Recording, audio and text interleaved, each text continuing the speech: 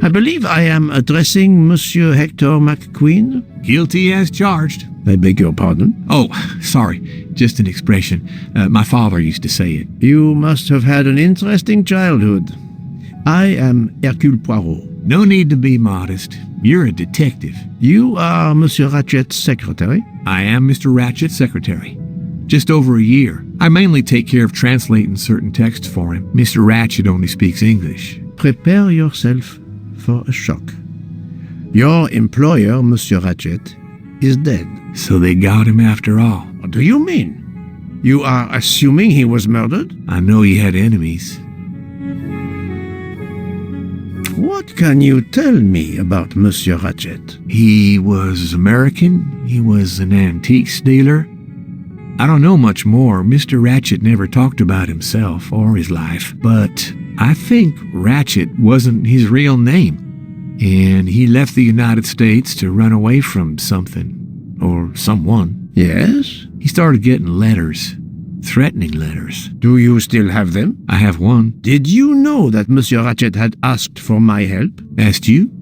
No, I didn't know. He knew he was in danger. When did you last see him? Last night around 10 o'clock, I should say. Did you like your employer, Monsieur McQueen? No, I did not. He was, I'm sure, a cruel and dangerous man.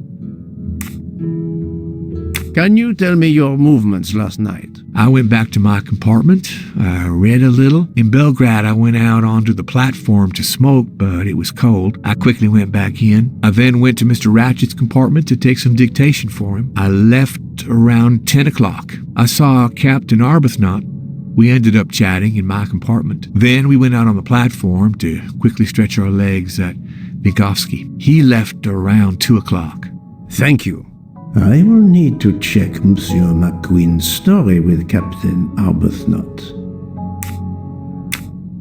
I found a diary in Monsieur Ratchet's safe. Did you know about it? I kept a business appointment book, but I know he had a personal diary as well. That looks like it. Are you a smoker? Yes, I smoke cigarettes. I've tried to quit, but no luck. Can you give me this letter, please? Of course, here it is.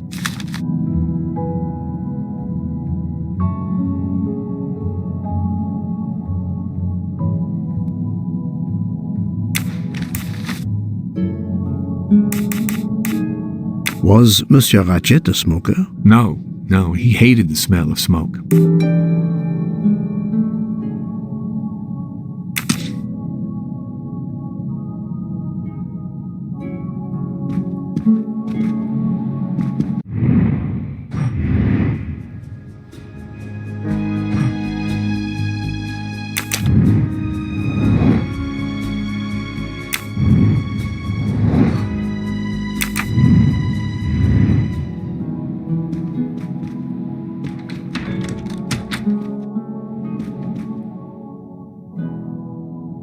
Monsieur Edward Masterman, I believe. May I ask you some questions? I can barely talk. I have a terrible toothache. We have a doctor on board the train. Perhaps... I do not need a doctor. I use essential oils. If you can find my flask of clove oil in my box, I would be grateful. Fine, if you insist. I will help you.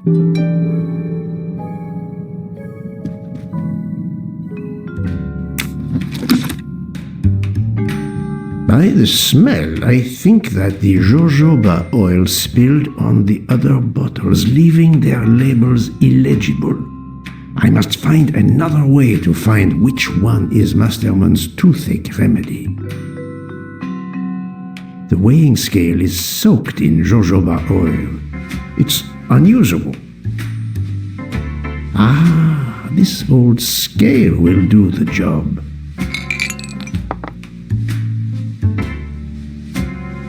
To start, I must first arrange the vials from the lightest to the heaviest.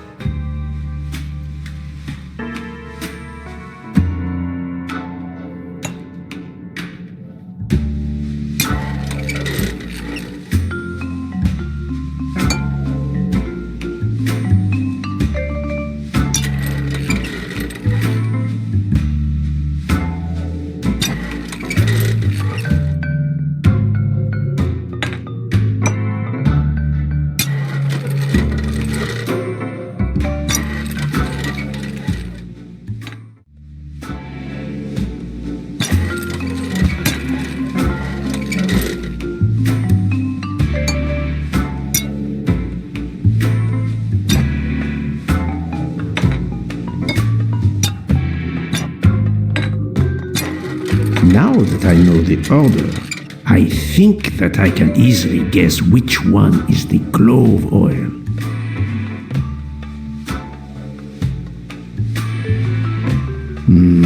I don't think here is Monsieur Masterman's remedy.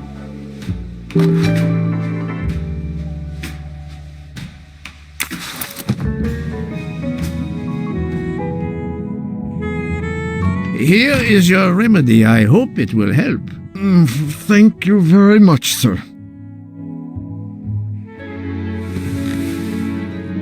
Well, I can finally speak without too much pain. I'm ready to answer your questions. You are Monsieur Ratchet's valet? Yes, sir, that is correct. Were you told that your employer was murdered? Yes, sir. A very shocking occurrence.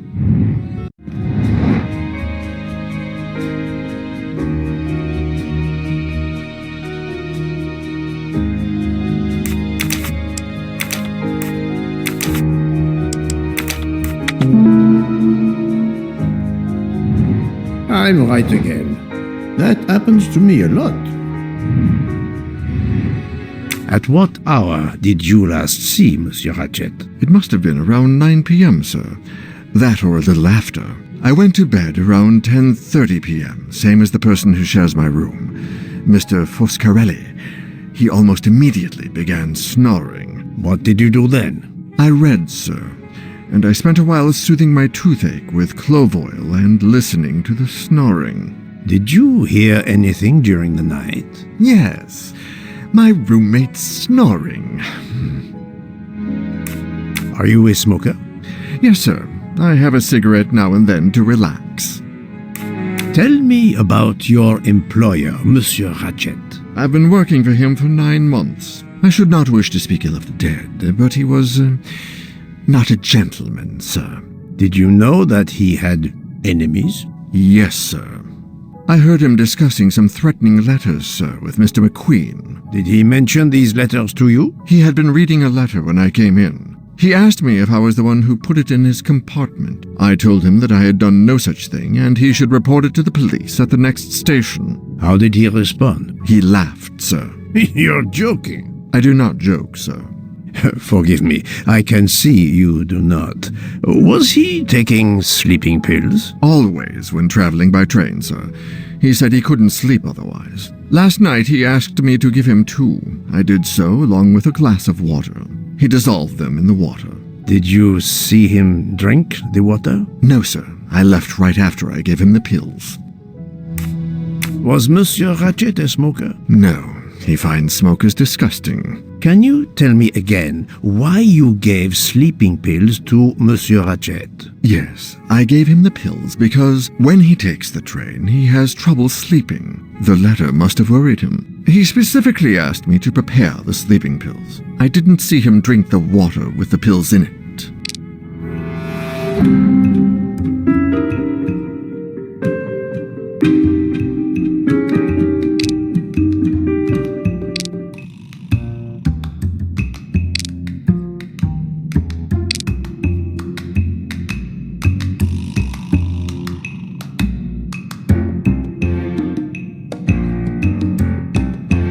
Monsieur, I believe you are not telling me the truth. What? How can you say that?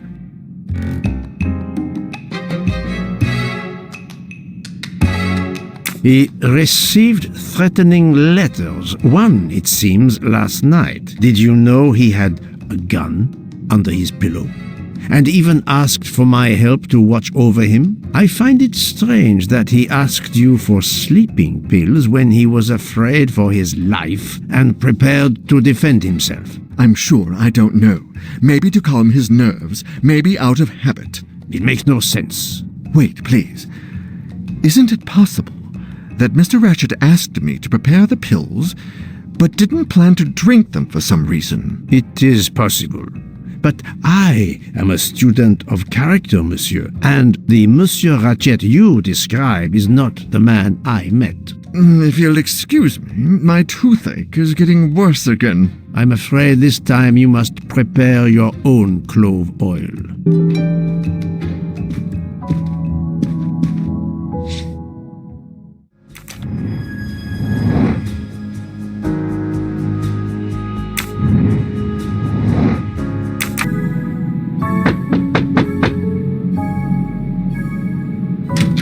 Good morning, madam. I am Hercule Poirot. Caroline Hubbard. What can I do for you, Mr. Poirot? I am the bearer of unfortunate news. It's obvious with all the commotion that something has happened. Madame Hubbard, I am afraid your neighbor, Monsieur Ratchet, was murdered last night. Oh my God. I knew it. I knew it. I would like to ask you some questions, but first, may I inspect your room? Of course, yes, you must.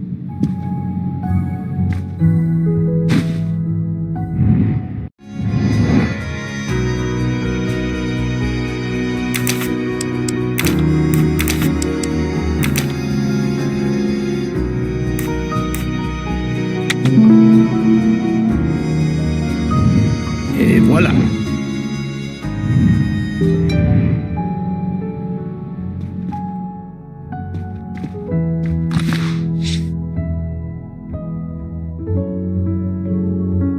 Here is a jacket button. It bears the logo of the Orient Express.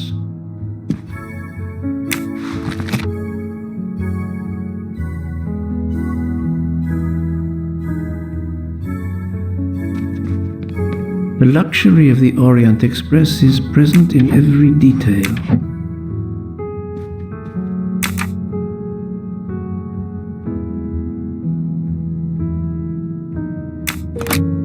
This door connects to Monsieur Ratchet's compartment. It was latched on this side.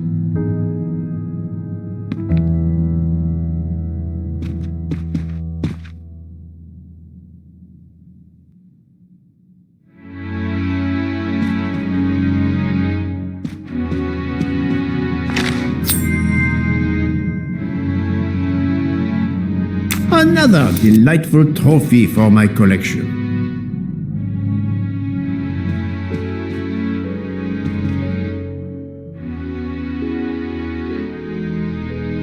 Madame, please tell me about last night. The murderer was right here in my compartment. I woke up. All in the dark it was. I was just so scared I couldn't scream. I pressed the call button. I pressed and pressed. I heard footsteps running in the corridor, then a knock on my door. "Come in," I screamed. And I switched on the lights at the same time. And would you believe it? There wasn't a soul there. You think he went back into the other compartment? How do I know where he went? I had my eyes shut tight. The conductor came in. I told the man what had happened, and he didn't seem to believe me. I asked him to search the room, but he found nothing. I told the conductor to look at the door between the compartments, and sure enough, it wasn't bolted. Well, I soon saw to that. I told him to bolt it, then and there. How is it you didn't bolt the door between the two compartments? But I had. Well, as a matter of fact, I asked that Swedish lady, Greta, if it was bolted, and she said it was. How was it you could not see for yourself? I was already in bed, and my toiletry bag was hanging on the hook of the door. I couldn't see the latch from where I was. What time was it when you asked her to do this for you? Oh, it must have been around 10:30 or 10:45 p.m. She'd come along to see if I had an aspirin. But instead of opening my door, she opened Mr. Ratchet's door by mistake. He said something quite rude, like, "Not a chance, lady, you're too old." It shocked her. She came in. I told her where to find the aspirin, and she got it out of my toiletry bag. Poor girl, she didn't have a good night. The same could be said for Monsieur Ratchet. It appears Mademoiselle Olsen may be the last person to see Ratchet alive. Is this your handkerchief? No, not at all. Yet it is embroidered with an initial H, like your name. I don't care. It's not mine, and I would certainly never buy something so impractical as that frilly thing. Are you a smoker? No, definitely not. Filthy habit. I found a jacket button on your table. It looks like it belongs to a train employee. The button bears the logo of the Orient Express. Well, of course the conductor came in last night, but he didn't go near that table. Still, it's a safe bet that it belongs to the conductor. I'll check his jacket later, to be sure.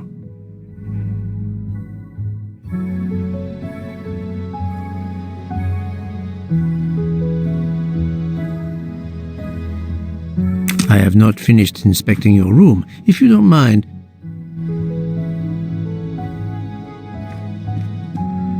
let's see if Mrs. Hubbard was telling the truth about the latch of the connecting door.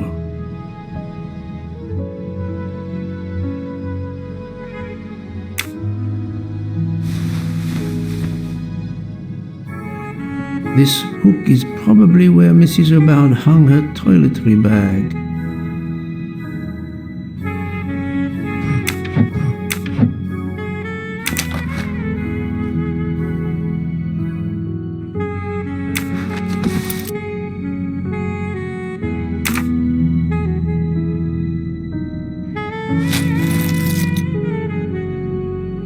I can see the latch very well from here, even with the toiletry bag attached. I'll have to clear that up with Mrs. Hubbard.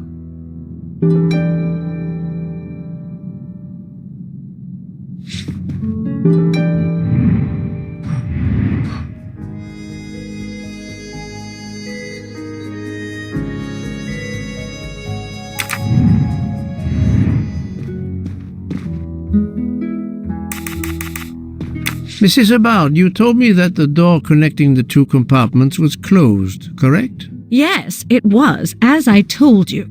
I was already in bed and my toiletry bag was hanging on the hook of the door. I couldn't see the latch from where I was. That's why I asked Miss Olsen to check if it was closed.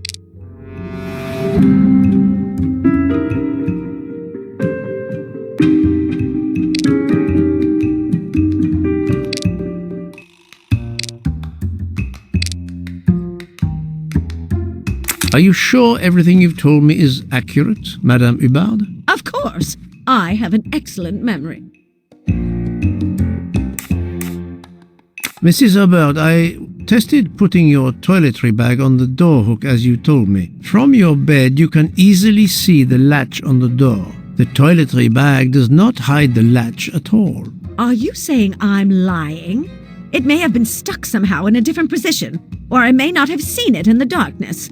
Or I didn't think to look, you irritating man. Details matter, madame. A man has been most savagely murdered. You'll excuse me if I attempt to separate the truth from the false. Forget my toiletry bag and focus on who entered my compartment.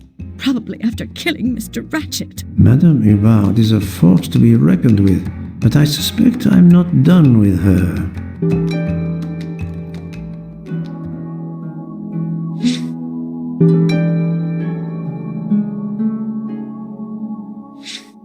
Thank you for your assistance, madame.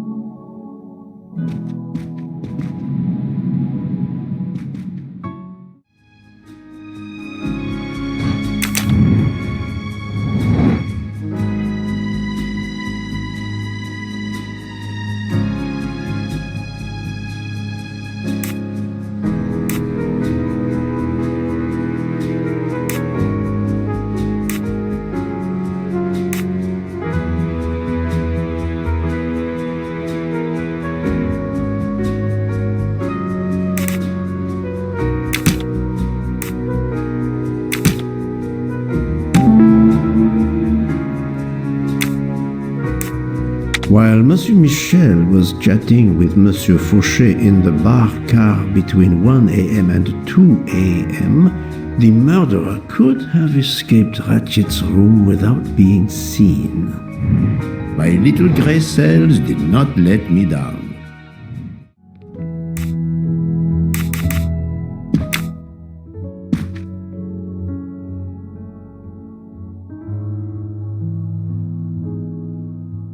I found a button from an Orient Express staff jacket. Did you lose one by any chance? No, monsieur.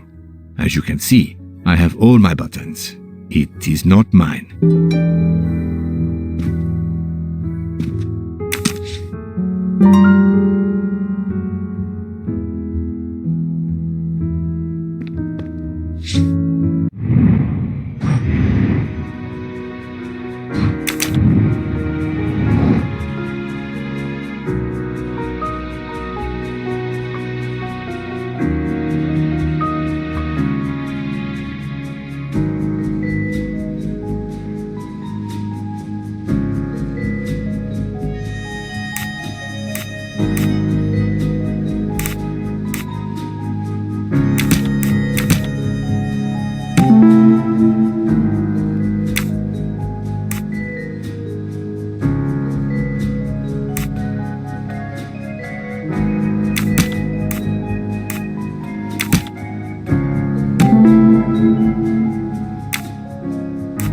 The murderer may have impersonated Ratchet by calling Monsieur Michel to make it seem that Ratchet was still alive at 12:37 a.m.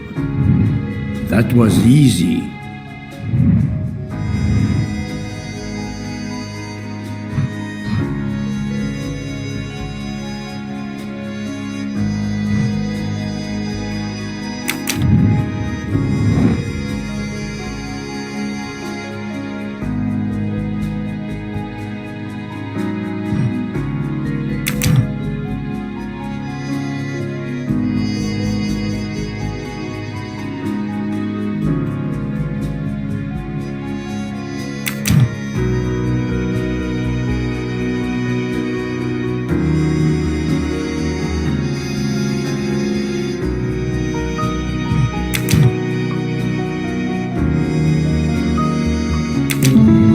Et voilà.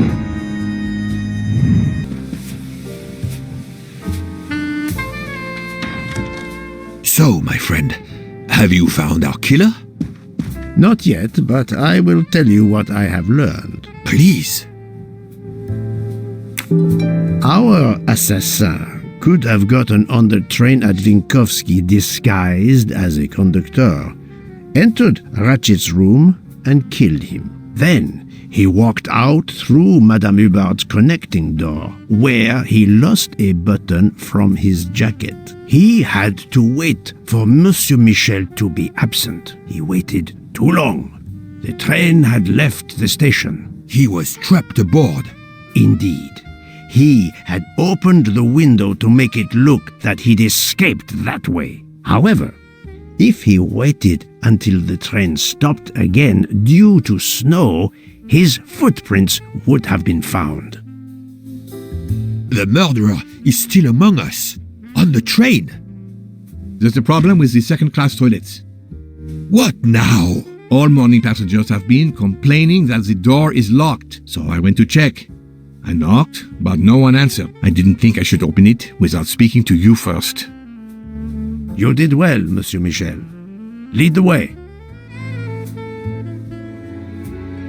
I used my master key.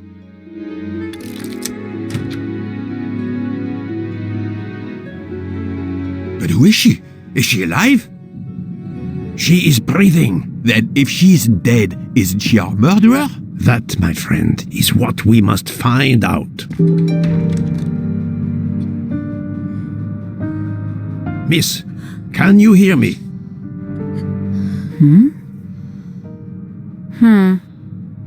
She's breathing. Her pulse is strong. There is no sign of physical violence. This woman is sleeping very soundly.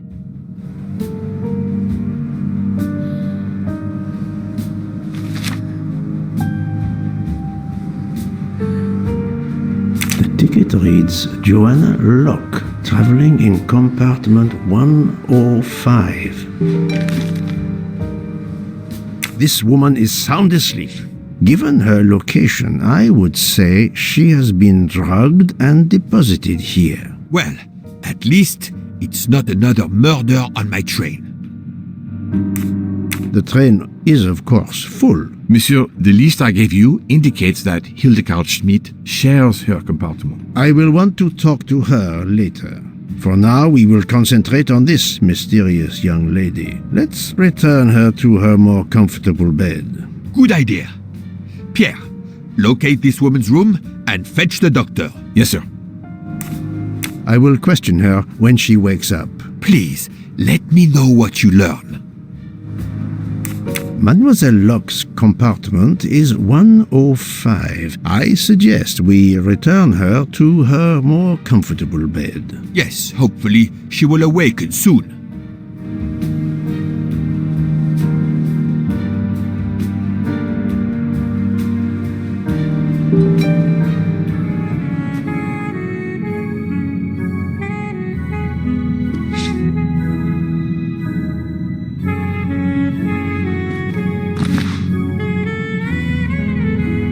A cup of tea with white residue at the bottom.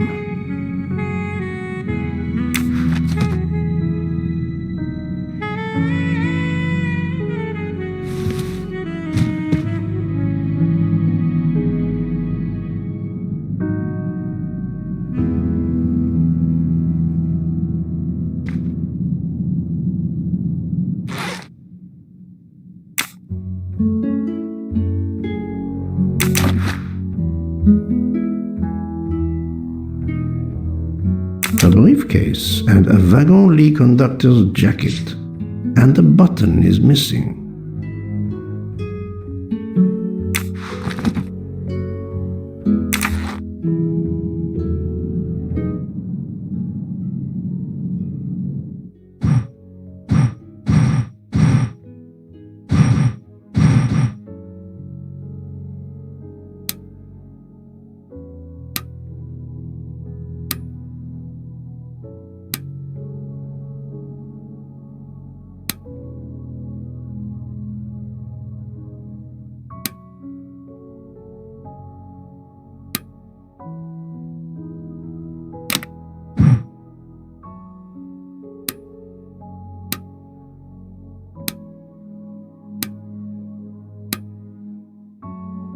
We really need to find the combination. Have you tried 1, 2, 3, 4? So, Poirot, any luck so far? Poirot, I'm disappointed in you. I was certain you would have it by now. Poirot, what if the briefcase is booby-trapped? Have you tried 0000? If you need a break, I can ask Jean to make you some coffee. No, that's mine. I never remember my passwords, so I make them easy ones. But of course you know what you're doing. It is booby-trapped, is it? So, Poirot, any luck so far? Have you tried 0000? We really need to find the combination. No, that's mine. I never remember my passwords, so I make them easy ones. Poirot, what if the briefcase is booby-trapped? Have you tried 1, 2, 3, 4? So I make them easy ones. So, Poirot, any luck so far? Book. Silent like a mouse, please. I'm sorry. You're right. I'll be quiet now. You need to concentrate. I will not utter another word. Not one. Book. There will be another murder on the Orient Express in a moment.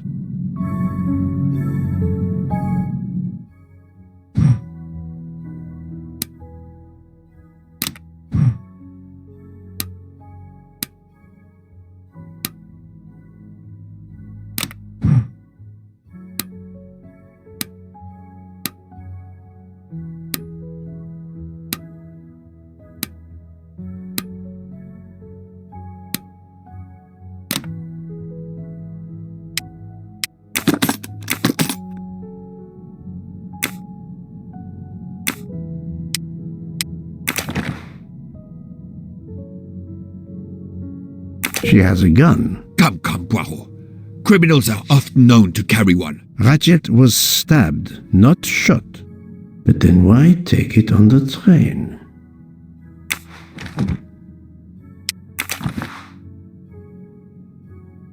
Her driver's license confirms her identity. She is American. These are fake IDs. It's certain.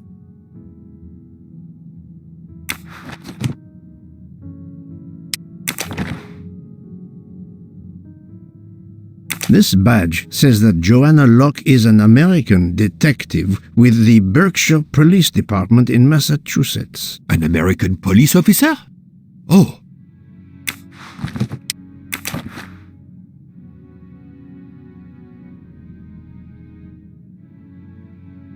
Mademoiselle Locke seems very interested in our victim. Of course. She has studied her target. Possibly.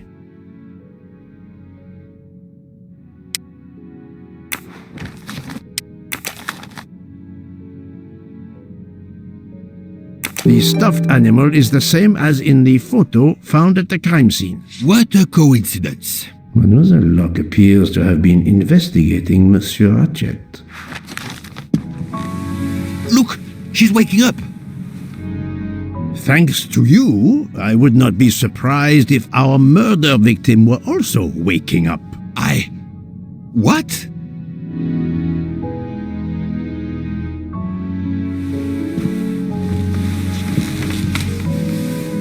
Oh, my head.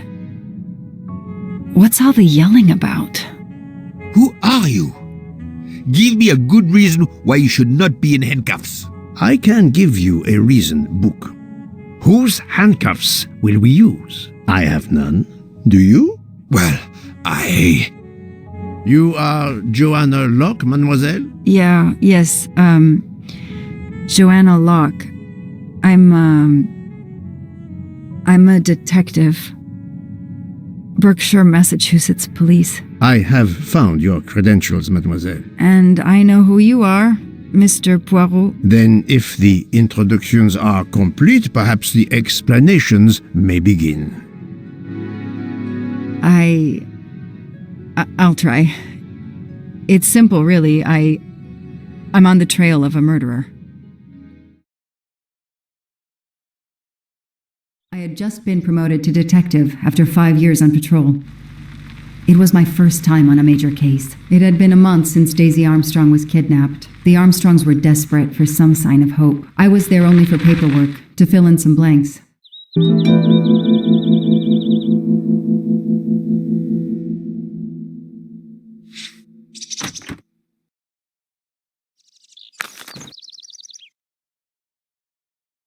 A topographical map, often more important than a road map in these mountains.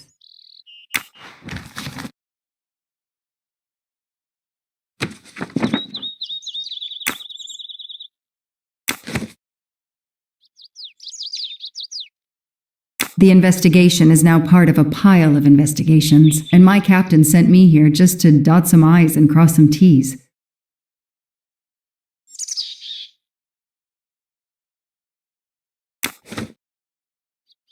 The crime was audacious. How could the kidnapper know which was the window of Daisy's room?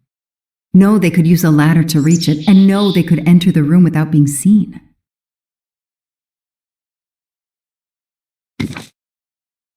The misspellings are clearly on purpose, and they didn't return the child when the ransom was paid.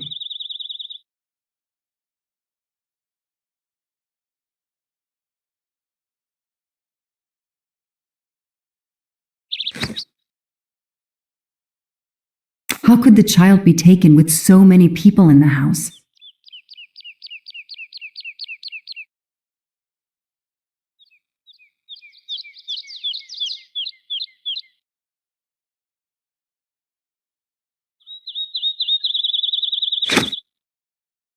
I can't imagine the pain her parents felt when they realized Daisy was gone. How are they going to feel when they realize I have no answers for them? Only more questions.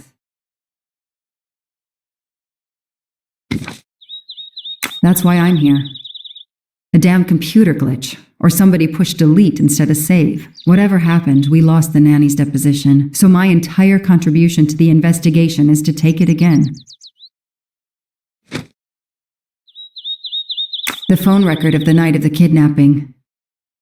The last call was for 911.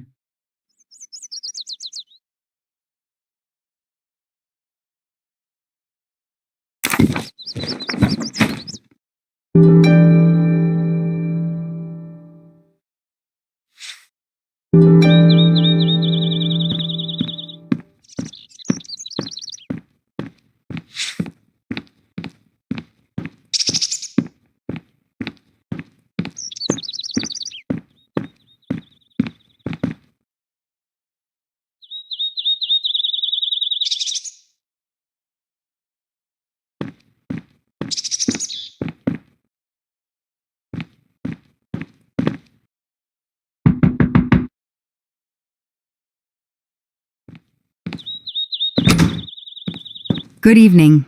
Colonel Armstrong? Yes. You're the detective they phoned about. Joanna Locke. I don't remember you. I'm newly assigned to the case. It's about time more detectives were involved. My wife, Sonia, she hasn't been herself. Every day is a waking nightmare for us. Tell me you've uncovered something new. I'm here to speak to your daughter's nanny. There was a computer problem. Her earlier statement has been lost. Oh, I see. We had hoped. Well, do as you wish. I won't be far if you need me.